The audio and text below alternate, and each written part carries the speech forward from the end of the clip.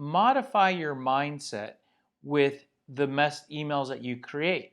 Your natural instinct is to want to create and write something that gets the prospect to read your email. You want to create an email that gets the prospect to reply. That's a fair desire and goal.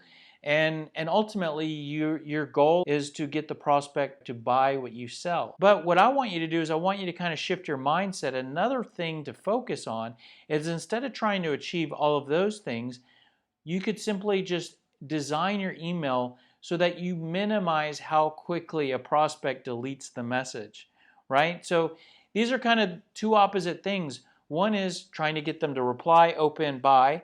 The other thing is, let's just decrease how quickly someone deletes our email, right? So if you can decrease how quickly they delete your email, that's a win. And it's not to say that what we're going to do to accomplish that won't help with what's on the left side.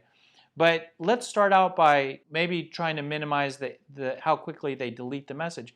Now, one thing to factor in is that what's on the left side, these are things that you can achieve, but get the right strategy to where you execute at a high level. On the left side, it's complicated and it's difficult. Not saying it's impossible, but the thing is that to make small changes so that the prospect is a little bit slower to deleting your email and maybe looks at it a little bit longer, there's some very straightforward and easy things that you can do there. So let's start there. Let's just start by getting people to look at our emails a little longer and a little slower to delete them, and then maybe some of the other stuff can fall in place.